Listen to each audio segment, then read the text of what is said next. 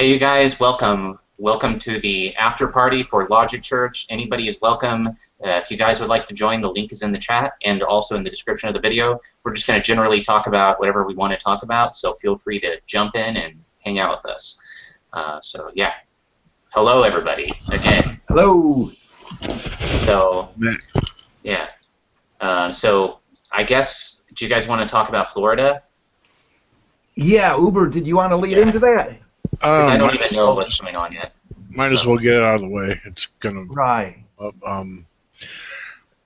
someone who was born in America, whose parents moved here from, I believe, Afghanistan, somewhere in the Middle East. But anyways, there's a few different reasons why people think he's done this. His father has one reason. Anyways, he basically called the police department, pledged his allegiance to ISIS, brought up Boston bomber, marathon bombings, those things, and then went to a gay nightclub or gay-friendly nightclub out in Orlando, Florida, with a pistol and an automatic weapon, a semi-automatic weapon, and killed 53 people, put another 50 in the hospital. That's pretty brutal. Yeah.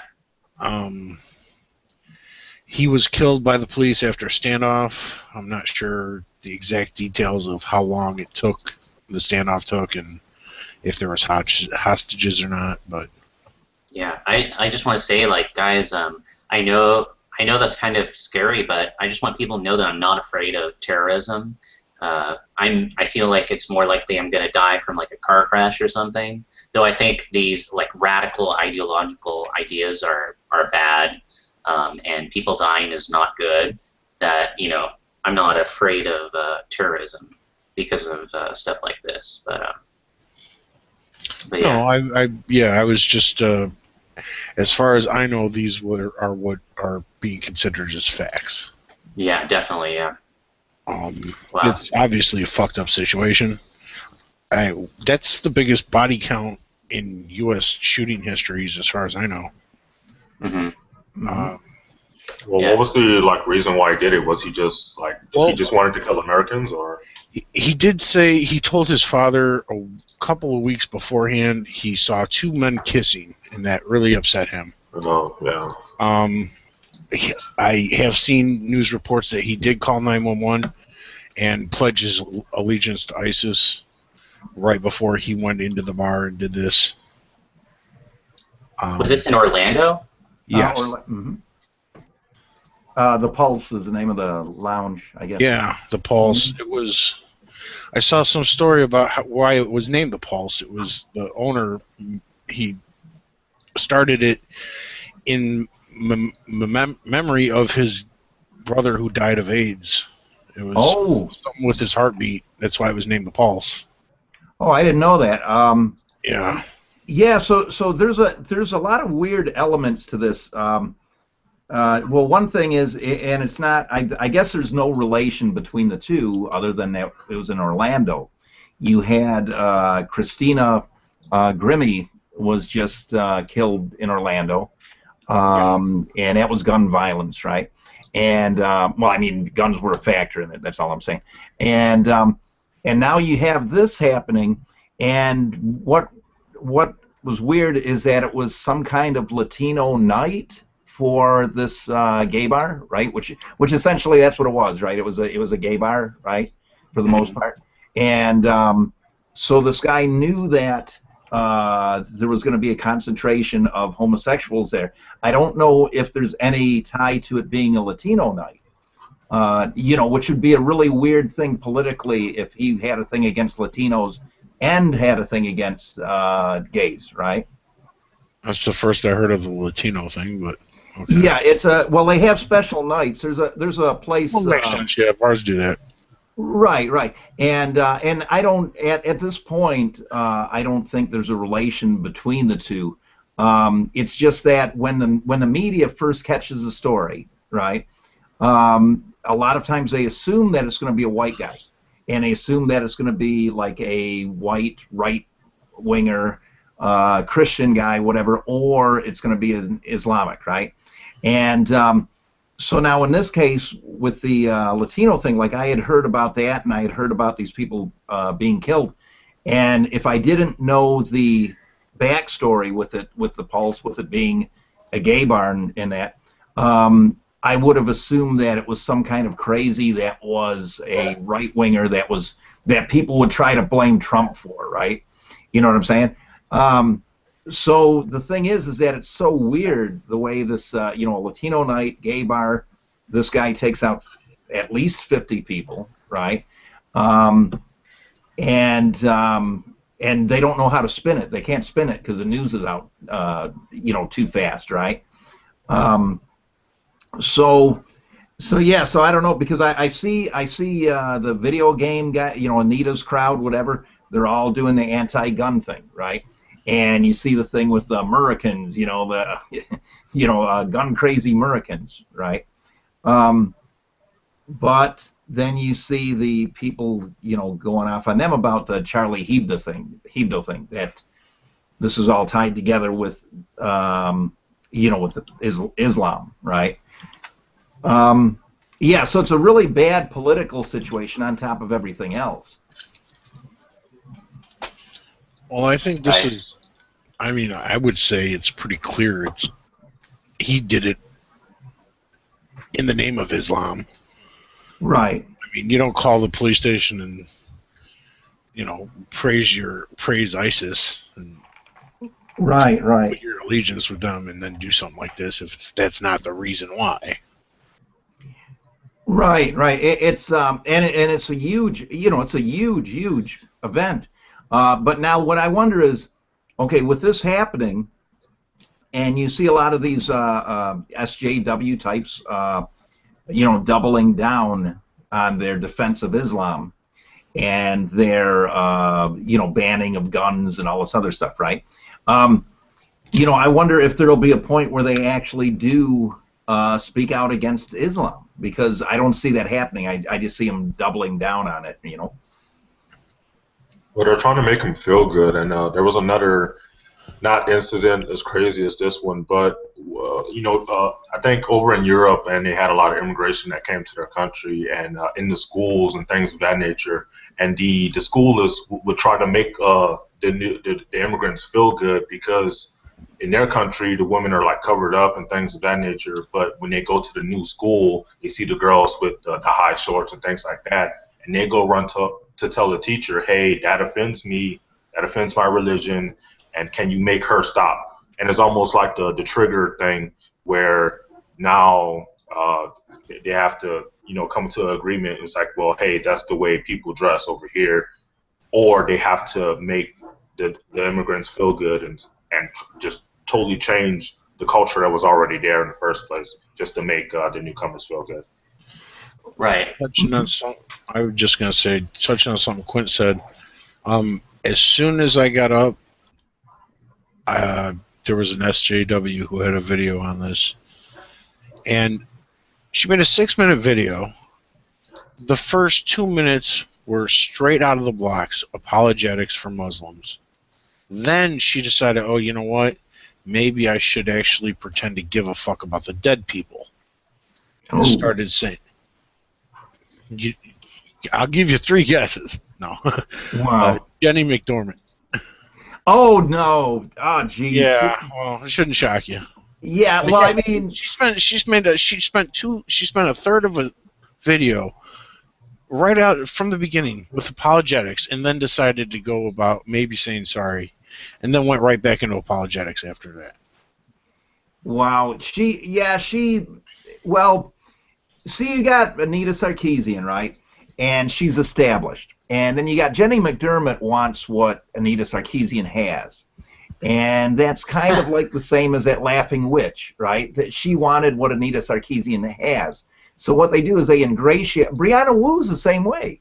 She wants what Anita Sarkeesian has, right? My point is, there's a lot of SJWs that are just like that. They'll stop at no beads to try to get their way.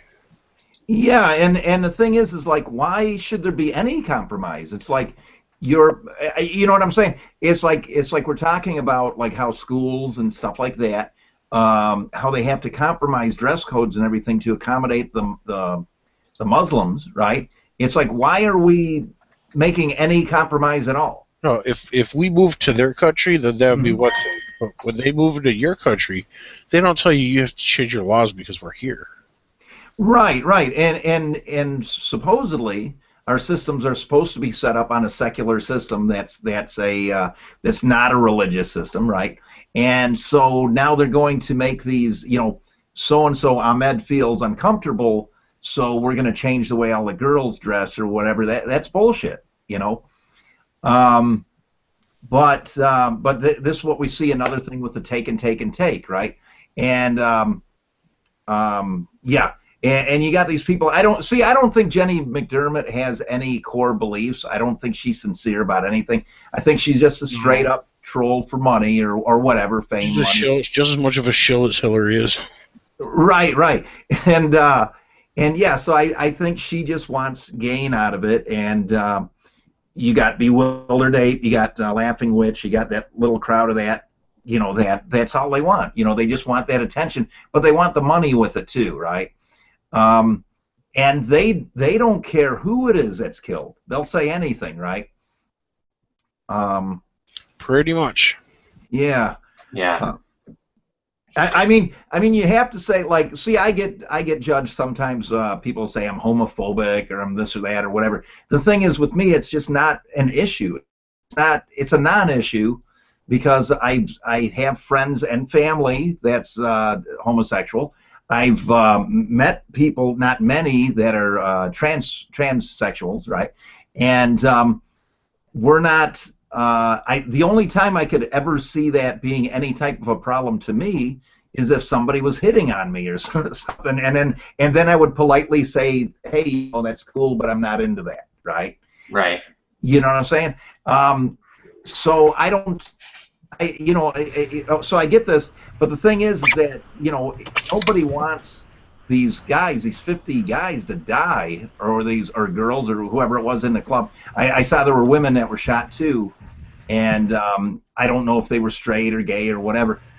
But the thing is this guy decides he's going to be the exterminator, right? He's going to take care of this because reality doesn't conform to his beliefs, and we're supposed to somehow compensate for that or make concessions for that. Hmm. Right. But I mean, I know the guy was religious, and I know that that had something to do with it. But dude's just crazy. Guy's just Yeah. nuts. Oh yeah. Hey, Piro started his hangout tonight, and started making the case that the guy was mentally ill, that it had nothing to do with Islam. He Well, didn't say. it does, but it has to do with both. Right, right. Well. If you're indoctrinated into something, okay, then you could say with that guy. Well, he was an American, right? He was of Afghani descent, right? But you could say like, okay, he was crazy because he went for it where other people didn't. But there's still an indoctrination process, right? And there's still a religious process behind it. Hey, Five Guy. but yeah, that but to just say straight up, like, hey, it's a gun problem and a mental health problem, and just ignore Islam is crazy. Crazy in itself, right? Yeah. Right. Yeah. And I mean, it's not like any of us are fans of this religion or anything. I mean, Right, right. and like we don't approve of any of the behavior, but yeah, I mean, something I'm really worried about, and I'm not worried about people looking down on Muslim people because like people are going to do what they're going to do anyway, and people like themselves. So I mean, it's not a strange thing for you to not like people that are not like you, but on top of that, the fact is in the name of this philosophy, people have been, blowing themselves up and committing atrocious acts. So I mean, it's just not something you really want in your community or your culture, and that makes total sense. But no, yeah, and I'm not, I'm not going to be one of the people that say everybody who follows Islam is a terrorist. Right. Oh yeah, I mean, no, and it's an idea. You can't fight an idea. Yeah, but that's when you get into the thought police crimes and shit like that. right. But yeah, the if you believe that you should be able to kill your wife if she cheats on you, or you think she cheats on you, or if you believe that shit like that, guess what? I don't care if I'm called a bigot for it. Then fuck your culture. Yeah, and in America, we will not stand for that. No way. For sure. See, now what I have a hard time with is okay, it's like the Boston bombers, right? It's like, okay, these are people who are citizens, right? That were raised here, and it's not just, this doesn't just happen in the U.S. You see this happen in Britain and stuff like that, right? And the thing is like they've had these advantages that other people have not had, and yet they still have no allegiance at all to their country or their society. Yeah. So it's like, how are people getting to them? You know what I mean? Okay, we can say, yeah, they're crazy or whatever, right? But there's somebody getting to them, programming them or indoctrinating. Yeah, I can't say it. Anyway, getting them into the system where they're, against the U.S. and they're against, but not even against the U.S. in this. They're against gays, right? And it's like, I don't know. It's like, how do you do that? Yeah. I mean, we have to find the chain, the people getting to them, right? The people that are indoctrinating them. Now I can say it. The people that are indoctrinating them. We have to get to them, but who's them, right? Yeah, the leaders are the problem, not the followers, probably. Although it is the followers that are doing the atrocious acts. Right. So, yeah. It's hard to say. I mean, like let's say that these people they were well off economically or something like that. Would they not even think about committing these sort of acts and stuff like that? It's hard to say. Yeah, I mean, it's a problem without an obvious solution, clearly. What I see with why I said that I was going in with hello everybody first.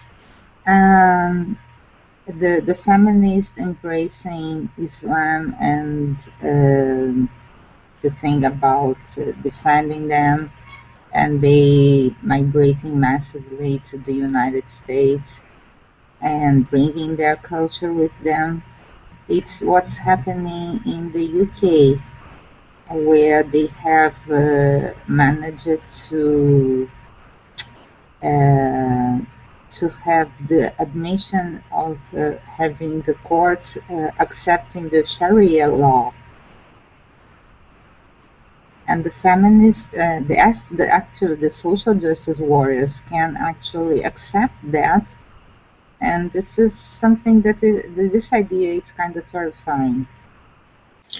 From the way I understand it, over in the UK, the Sharia law that they've implemented is only applicable to people that agree with it. And I don't think that all parts of it are. I don't think they're allowed to sit there and tell people. How do you determine that, for example, that a woman that is asking for a divorce has actually agreed for that? For all you know, that was just my understanding. You know that I'm an anti-feminist, so I'm not advocating. I'm not advocating for anything that stands for social justice warriors or anything. I know. But how do you know that actually that there was an agreement for that? I'm not saying. You can't know. Yeah. I'm not saying that's the case, but from as far as how the courts or the law's looking at it, and obviously, if a woman's in that bad a situation and her husband tells her you're going to go down and agree to this, she's going to go do it. Yeah. So, yeah, but I don't think that they're allowed to stone people in the streets.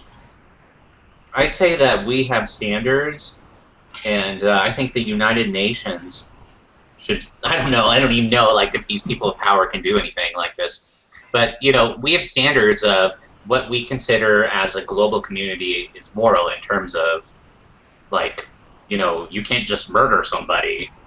Like, well, Right. if you do something bad, you go to jail. You go to be rehabilitated. Not that that's what actually happens in jail, but that at No. least is a philosophy that we agree with, and that's what we should stick with. We shouldn't be pressured by outside cultures as to how we are going to behave or choose to persecute people.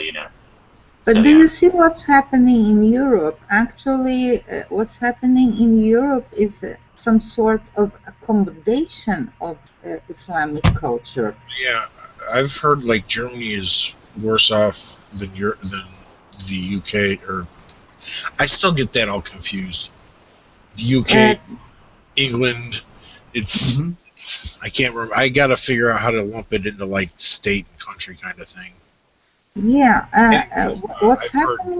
what's happening in Europe, Germany and Sweden and all these countries that have this massive immigration, they are kind of having leaflets handled to people, to both parties, to their citizens and to the immigrants, on how to behave and how to adapt to each other. And this is just a freak show happening. Yeah, I've seen some horror stories. They're not pretty, No. and I couldn't believe there was a picture. I think it was from either Germany or Switzerland of two.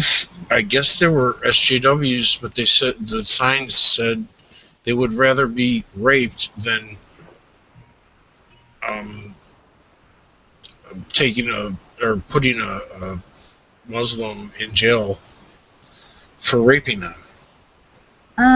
Actually, something horrible happened that I can't remember now. Oh In, no, in I'm sorry. which of these countries? No, a man was gang raped by Muslims, and the social justice warriors put so much pressure on this man that he actually put a blog or something saying that he understands why he was raped. I I remember heard that. about that. Yeah, but the sign I saw, now I remember what it said. It said, "I would rather be raped than be considered Islamophobe." Yeah, Oh, this wow. is all sorts of crazy. Well, I, for one, would rather be considered an Islamophobe. Me as well. I'm willing to say that. Yes. Well, these But I'm ladies just a have guy who never, likes people like me. these ladies have never been raped. That's why they can be so comfortably saying this. G time. Oh, it's G time. What's up, kids? How you doing, man? I was about ready for some precise thinking. I'm still getting everything organized. I just kind of thought about you guys. Like, I wonder if you're playing. What's going on here? Yeah, How's we're it here. Yeah, so we're just talking about Orlando and some of the, the conversations related to Muslims and, how European culture is being modified by Muslim culture and how we have these standards in Western society that, we're not going to stone somebody or, we're not. Anyway, a lot of the things that Muslims think are okay in terms of punishments for people in Western society, we certainly frown upon that stuff, and there's no way that we should accept it. We should definitely fight against it. Yeah, we're just talking about that stuff. Okay, Bob, I've been thinking a lot about it today, and let me just do a little rant. First, Okay. let's do let's take the grunt recent. Let's word map it. Well, recent is a relative word when it comes to processing the world. I mean, that's the perspectives are different. And so now we take the Indian massacres that happened. I mean, there was many times the government killed over 500. If you do Indian massacre search on Wikipedia, you'll see they killed thousands, millions, all kinds of stuff. And I'm sorry, G-Tom. I know we all know what happened in history. Let me finish my rant, okay? Please don't. Let me Please finish. That's all. Just sum it up, okay? That's all. Okay, I'm summing it up. Well, let me finish my rant. Digest version. Made me lose my train of thought. Indians were slaughtered. Here we go. I promise not to do it to you. Is that if there were no, in 1492, Christian terrorism began to land in America. And so if there were no Christian terrorists in America, there would be no Muslim terrorists in America, and we would all be loving on each other. Then that's summing it up relative in time. No, there would still be wars. No, not necessarily. Wars, yes, there's been wars everywhere. You ever had a dog? If a dog has all of its food, safety, and shelter all provided, and we have all of our food, safety, and shelter provided, we're going to be the best life we can be. Exactly, and that's why the Star Trek universe functions, because they have this nanotechnology that makes all the food for everybody, so there's no problems. Right. So if we can feed everybody, then we got this, everybody. Yeah, well, good. Yeah. Good. It's just a perspective that, I mean, we're, institutionalized language has bent our natural thought. I mean, we're born to adults who discard our nature and grow culture. And it's been going on for generation after generation after generation. And so, yeah, I'm just saying that institutionalized language is new. It wasn't long ago, before 1492, there was as many languages as there were people, pretty much. And so what happened is that we're just off track a little bit. What is that? That's like 600, 700 years. It's nothing. Okay, cool. Yeah, so we have so we have these movements, movements by states, right, or by large groups of people, right? But what I'm saying is, but now we have a problem with where we have these sleeper cells, or these people who are individuals who are kind of torn between two cultures, right? They're American and they're not American, or they're Afghani and they're not Afghani, whatever, and so they're still tied into that Muslim belief or Islamic belief, or that faction of the belief that embraces violence, right? I call it word slaves. And that we got to abolish word slavery. I mean, where that we actually grow. A child can be born in one culture and seamlessly raised in another culture, and there is no, that it doesn't change their behavior if we preserve that and amplify that. Well, the problem is that we're born into a culture where that, like I said before, is that adults discard that precious, fragile nature. Well, shush, we felt as children, and so we're not. And then what, 12 plus years of baptism on a flat earth map? I mean, that's called education. It's like a, Vatican DC, or what do you want to call it? But, if you search Rome on the Potomac, that's what they were building, and that's what they were saying when they were building it. This is Rome on the Potomac. And so that was, yeah. Well, see, okay, think about this, though. Okay, we have, a lot of people, probably some of us in the room, myself, raised religious, right? Catholic or whatever. And the thing is at some point, I could see, at least from my view, I changed my view on religion, right? And I could see that I didn't really believe in this, or I didn't really believe in that. And it may have been useful for a time, right? But now these other guys, you know what I'm saying? These other guys, it's like we need some way to break them of that. right? Well, the thing is that there's no separation of church and state religion. I mean, instead of crosses, we do stars and stripes, and that we transfer our object logic, the fundamental logic that children have when when language was secondary, that we transfer that to symbols, and that's how and that's part of institutionalized language, recorded history. It's something we can fix. Galileo attempted to fix it 380 years ago. But just by classing time and applying physics to language, see, institutionalized language is new. Recorded history is new. I mean, what are we going back? Cave paintings? That's what, 40,000 years that our species created a new earth element, the concept. And it's represented by symbols. We've got really good over the years to you like stars and stripes. Well, actually, so these symbols attach different emotional connotations. Yeah, absolutely. So Yeah. right, and It's like your son or your daughter, or here's your daughter, your little baby. It's a star, it's a cross, it's a moon, and a star. It's like, but a second. It's a trip, huh? So Johnny's got some feedback. So yeah, I mean, these things like a cross or a flag or something has all these emotional connotations that go with it, and I think people need something. They want to feel like they belong. They want to feel like they're a part of something, and so we all need something to rally behind. So we have these symbols and stuff like that, and they're supposed to represent positive things to guide people and promote positive behavior. I think the trouble is people who end up being leaders in a lot of cases use it as a means to manipulate people. It's like they try to pretend, or they try to, it's like, here's the flag. You're safe. You're an American. You're gonna be fine. Here you are. Welcome to America. This is our flag. This is our symbol. These are the feelings. Here's the song. These are the songs we sing. Fools people into a false sense of security or belonging, whereas it's not actually belonging, it's not actually security, and so yeah, it can be a problem.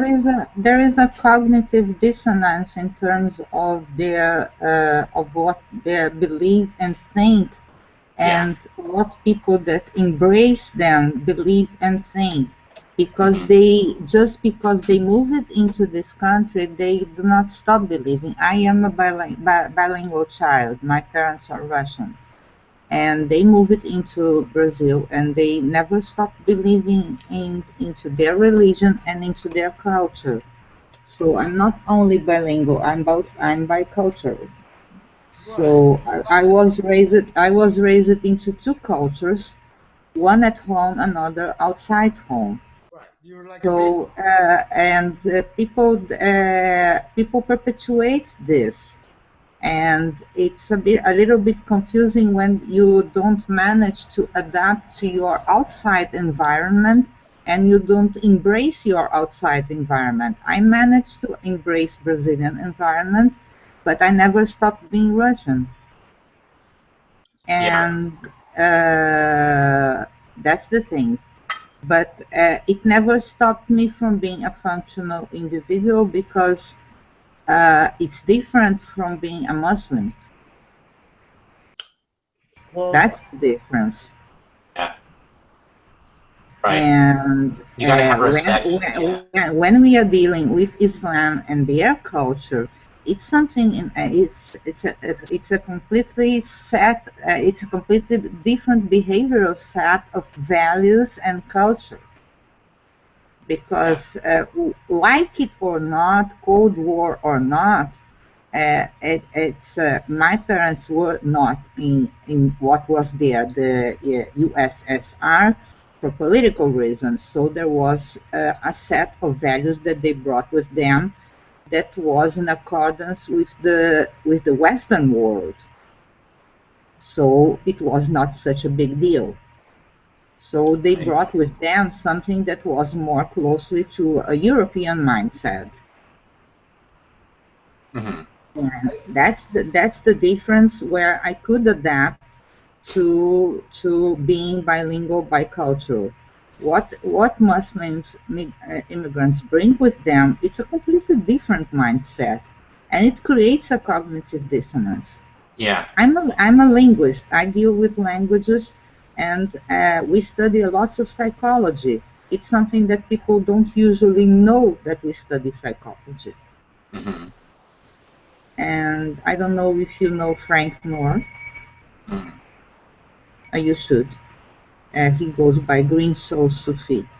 Oh yeah, I know his. I'm familiar with Okay. him. Oh, I always take part in his hangouts. We have lots of discussions on behavior analysis and language and how this interacts, and we talk a lot about this. Hmm. Uh, it has a lot to do with the language, how the language interacts with the psychological aspect and the different cultures, how they interact. It has everything to do. And that's why people from Islam, they will never adapt in the Western world. Here's They Hmm. have their culture. Yeah. Can I add something? That what happens if you look back in history? It's more dangerous in the Middle East because there's been more generations of our logic being stolen by the symbols and by institutionalized language or governed language. And that it's like when spell has two meanings for a reason. And that when the natives seen the settlers coming, they spawn the second spell. Like those people are under a spell because those people were going, you need to learn to spell. And that's why spell has two meanings, is that because we're not made to think from 2016 a language automated paradigm. And so that is installed with institutionalized language, and we lose our nature. And that goes back to the child. When I go, the child transcends culture. Well, we don't preserve that nature. Yeah. But so Catherine, I'm also a linguist and I'm really super into psychology. So it's interesting to hear what you said Mhm. about that. So, are you a professor? No, I actually specialize in translations. Oh, cool. Uh, yeah, and I deal with more the technological aspect and the reviews and the part of plagiarism and this kind of thing. Cool. Beautiful. You really should do a hangout on cognitive distortions logic. Yeah, Okay. me and that, you and I would have a, a, a great Park, that would be great. I'd love to talk about language with you because the more language you know, the more adaptable you are because it is a processing way. Right now, computer programs transcend human language. All the computer programmings, languages. The alphabetic technology is halfway there. But somebody that knows multiple languages, oh my gosh, they just boom, get it. When you apply inheritance, it's like, oh, I got my nature back. Because all languages, at the core, they are a code. Hmm. When you are speaking a language, you are using a code. If the other person doesn't know this code, the person will not be able to understand what you're saying. Hmm. So computer language is nothing more than a code that the computer is being fed to execute what it's being made to execute. I have worked with programming at one time, but it's not what I like because I prefer interaction with people. I I didn't like my experience with programming and stuff. It actually was before Microsoft and Windows and this kind of stuff. It was we made our own systems I love it. back I then, love it. and Hmm. so I dropped that. But any language is a code. So you have to, yeah, when you are speaking a language, your interlocutor has to be able to decode what you're speaking. Yeah. And all languages evolve through time. As the English language that we are using now to communicate over the internet is a language that has evolved. Right. And so it can We evolve. we use abbreviations like LOL. We don't say LOL in real life. Some of us do, but yeah. Oh yeah. Oh my God. Yeah. OMG. OMG. Sideways smiley face. Oh, Semicolon. and that thing that people do, making gestures, saying things in quotes, is that people have started to do quoting things, making gestures with their hands when they are speaking, quoting things, making quotes in the air. It's kind of funny. Right. Yeah. Yeah, and yeah, everything to me, everything is a pattern, and language is a type of pattern, and what's going on is within it's an ecosystem of patterns. You use the word code, so this language uses this type of code, and then that language uses that type of code, and I feel like behavior is also its separate type of code, but it can be influenced by other codes in different areas, and so it seems like everything has its own separate thing, but everything is interchanging and affecting other things. It's kind of fascinating. Yeah, because I've been on the internet since the very beginning, and to see into what it evolved now and the impact that social media and the basically universal access to the internet, it's actually fascinating to watch the behavior of people on the internet. You're just like me, girl. Nice to meet you. And You're a research scientist too. and it's fascinating because from since the BBS times and all going through the chat rooms and the forums, and now finally the social media, and how the behavior of people evolved through time on the internet, and how people interact on the internet. It's actually very interesting and very entertaining. Well, my fundamental position on that is that if you move your finger, you model the internet. We communicate around the world at the same speed of self, at the speed of light. And so, biology is fractal. I mean, meaning that there's a repeating truth, and that we, even though that we're living and we're violating inheritance by thinking, for being trained to think like little, like dogs from 2016, where they institutionalized language, the biology is still really in control. And, yeah. Go ahead. I was just going to say, it's funny you brought that up, Kathleen. That was her. Is it Catherine or Kathleen? I'm sorry, I forgot. But Princess. lovely. Anyways, that was an earlier topic in the Hangout previous we just had about how people act in public versus how they act online. Yeah, I read about that one. I have been having difficulty to participate in your hangouts, and I was pretty sure that I would be on this one, but I've been running a fever, and I was not very good for a discussion. But no, I'm glad you were able to make it. You're doing good. Yeah, thank you for coming. Yeah, very good. You go ahead and we could go ahead and open that topic up again, because it is kind of a big, thing. Like, there's so much, the comment section of YouTube. Look at that. Any video, it doesn't matter what video. Just people would not talk like that in real life.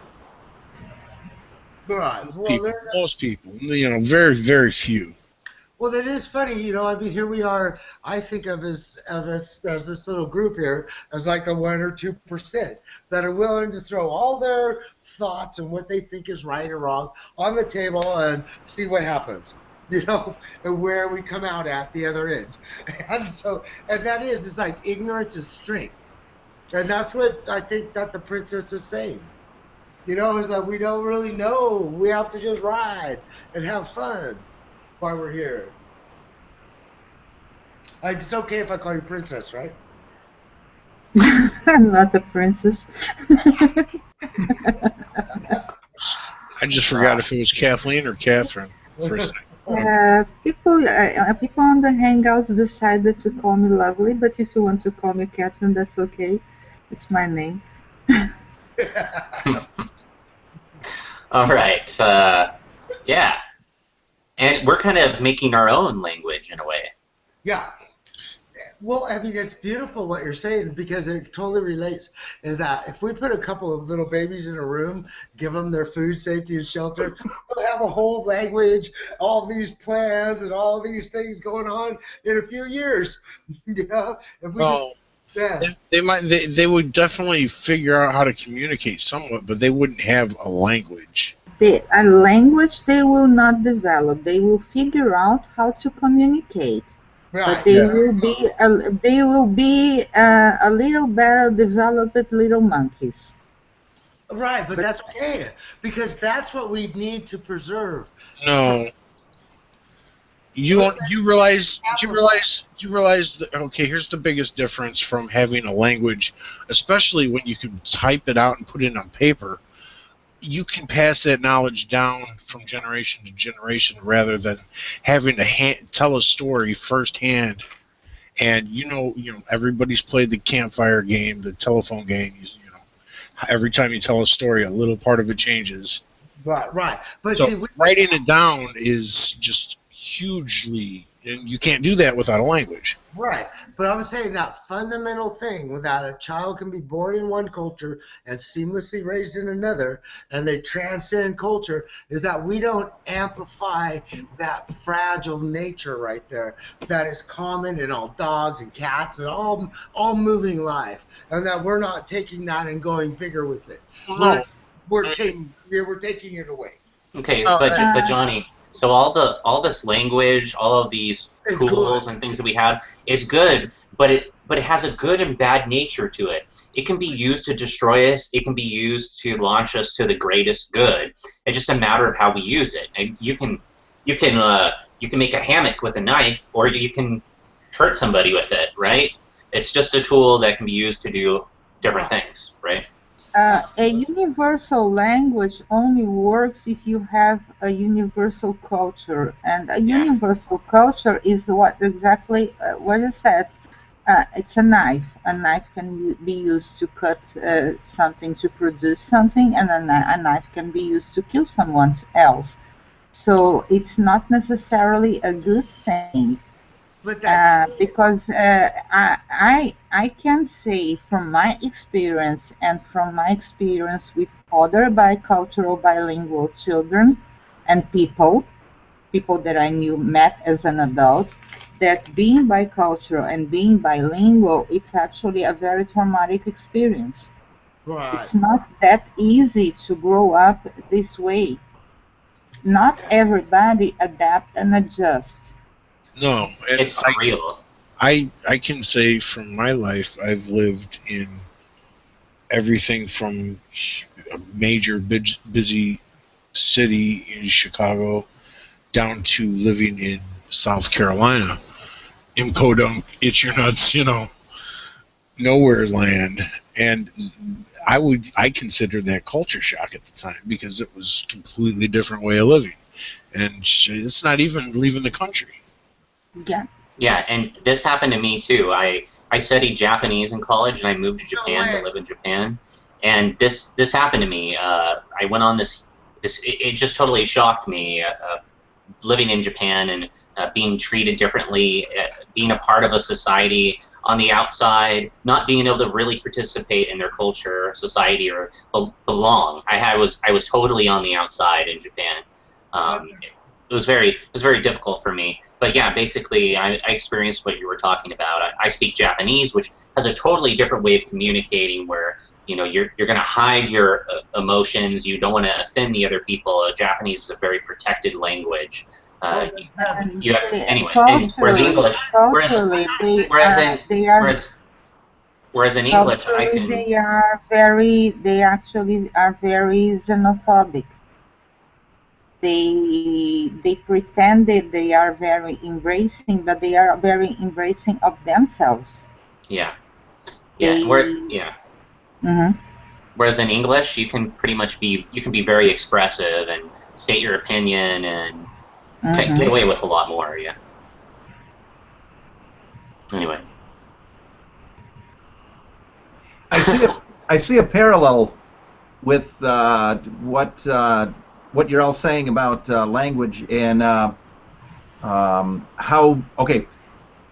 if you have two babies, right, and the two babies are together and they don't have a common language, but they can communicate, and that would be through a type of empathy or intuition or whatever, that they learn with each other, right? That establish, right? Okay, now that's important, but what I see a connection with is okay. Now language, as Uber pointed out, you can carry that down. You can pass that down, right? So you can build on it as a society. You can keep adding to it, and and and that is what makes it important, right? Because the more you can add to it, the more complex you can make it. The more complex the thoughts are, the abstract thoughts that the humans have that learn this, right? Well, G.I. Gurdjieff, he was a philosopher that was a yoga master, all this other stuff. He said there were two types of art, right? And he said there was art that was like good for society, and there was this art that was subjective art. And the subjective art was the stuff that he said that you could, his example, it's kind of crude. He said you could throw up on a pavement and look at it and say that's art, right? And somebody else will see it and intuitively, or they'll emphasize, or they'll have empathy with that, right, with the creator, right, and they'll say, yes, this is art. But we know that it's not art because it doesn't meet a societal standard, right? So now what he considered real art was anything that could be built on. Some type of art form that you could create, you could start, and somebody else could improve it. And so I see language as being kind of like this. That it's not real language. You do have intuition, right? You do have this empathy, some type of emotive communication, right, between the babies. But you don't have the language structure, which is what you need to get beyond that point, to be beyond the point of animals, right? Well, if I can speak for a second, well, you're absolutely right. There's the dichotomy is that you hear these words I'm saying in your ears, but when I say tree, you don't see a tree. You know that it's the words that are overriding the physical nature. And that my point was, and why I was trying to interrupt when we were talking about China, I mean about Japanese, and about just get back on that other subject on Japanese and the way that people process that language is much like the Chinese. Is that that language is symbol based, and so there's a lot more. That's why it surprised the heck out of me in recorded history that Japan got in World War II, because China has never attacked anybody. And I think a lot of it has to do with the fact that the way they process the world, that their language has to represent physical objects. And there's an area there that we're missing when we use alphabetic technology, even though that it's more adaptable. That you don't see no computer code written in Chinese or Japanese. It's all done with alphabetic. So because we can get to the binary better and more efficient. Okay, they use pictograms, okay, but still they found a way to register in the written form their language so that they can pass their culture, their history to the other generations. And this is the core of a language. From the moment that human beings realize that they can write down their language so that they can pass their lore, their history, their values, their set of morals, their set of whatevers, their engrams to the next generations, that is the basics of the language. And then how you create the culture. Right. And so that just because we have that unique thing, it is overriding that nature that I keep going back to about the kid transcending culture. And so that we're not amplifying that kid that transcends culture. And culture is all language automated. And that is exactly what you're saying. I love it. I love it. Cool, Sorry. guys. Is there anything left that you guys wanted to talk about? We're probably going to end pretty soon here. So anything else you guys wanted to talk about? I think that was pretty cool. The bit with language in it, and I've never met Lovely Skeptic before. That's great that she's in here. Yeah, And, thank you for coming. Oh, I'm in love. Yeah, I was trying to make to your hangouts for several weeks already, but every time something happened, it was something like a conspiracy. I don't know. Oh wow. Yeah. I don't believe in conspiracies, but something is always on the way. Yeah. It's okay. I would show up eventually. I did. Yeah. We're happy to have you. Your insight is awesome. Oh, man. No. Cool. Anything else, you guys? I love you guys, and thanks for having me. Yeah. I know I'm an outlaw. An outlaw. Well, so well, that's cool. It's yeah, cool time. Mm-hmm. All right, you guys. Okay, actually, I'll end it then. So. Okay, thank you. Bye, You don't want guys. to do a song? What? Let's do a song. Okay. Oh, shit. Look what I got myself into. Stand back so I don't get too close.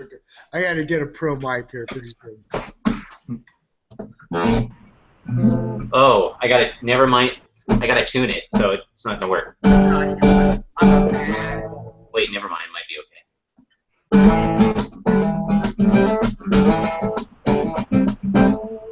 You're supposed to sing, Johnny. I was waiting for that opening. Okay. You go to the lodging church, you have to be heard. Go to the lodging and then you down on Bruno like the eye. Yeah, we go around Earth and there is this place called the lodge. There's no such thing around Earth, I'm walking only. No more conspiracy,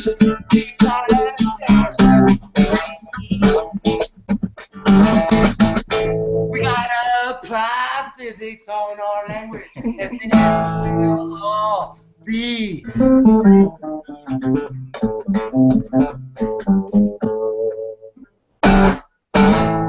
Hey, that was a good one. Good job, Johnny. I love you all. Excellent. I love you all. Yay. Thank you for inspiring me. Oh, Great song, great song. I work best. I love you all. Maybe that should be our band name, The Outlaws. G-Time Johnny and the Outlaws. I love you all. God. All right, thanks for having me, man. Good All to right. see you. Close the show. All right, later, guys. Later. Take care. Bye-bye.